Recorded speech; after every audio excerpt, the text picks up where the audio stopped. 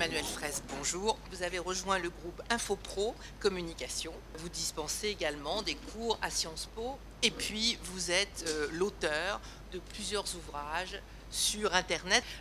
Alors, vous avez à peu près 10 minutes, 10-12 minutes pour nous expliquer un petit peu comment les marques doivent impérativement parler aux consommateurs, pourquoi, quels sont les risques, les dangers. On est dans une époque formidable où la technologie et les hommes se rencontrent enfin. C'est-à-dire qu'il y a 10 ans, ce qu'on pouvait imaginer, maintenant on peut le faire. C'est-à-dire que les technologies sont matures et les internautes, les mobinautes, sont enfin là, sont au rendez-vous pour socialiser. Et ce qui est très clair, c'est que dans ce nouveau contexte, les marques ont un atout à jouer, mais ce qui est très gênant pour elles, mais qui est aussi une opportunité, c'est qu'elles doivent écouter au lieu d'entendre. Elles doivent dialoguer, converser. Maintenant, il est notamment très important d'associer très vite les consommateurs ou les lecteurs dans les process de création. Donc on parle notamment du crowdsourcing. Crowdsourcing, c'est quand les internautes préemptent, je dirais, ou en tout cas sont utilisés dans la fonction de R&D pour les marques. Plusieurs exemples.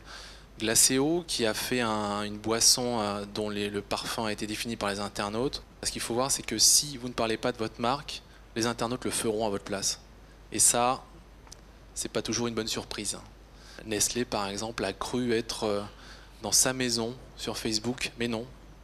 C'est-à-dire que quand vous ouvrez une page Facebook, vous n'êtes pas chez vous.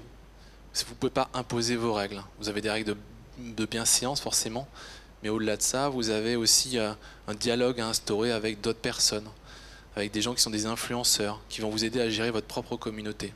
On doit mettre en place un process de SRM pour pouvoir tirer profit de ces nouvelles opportunités. Donc ça passe par le ciblage, par la stratégie, effectivement, mais ça passe aussi par choisir bien ses réseaux, ça passe par le fait de mettre du web social sur son site, ça c'est très très important.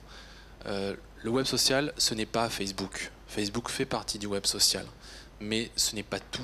Effectivement, ça a été évoqué par des gens qui sont passés avant moi, et c'est très important de le savoir. Si Facebook disparaît, votre page disparaît avec.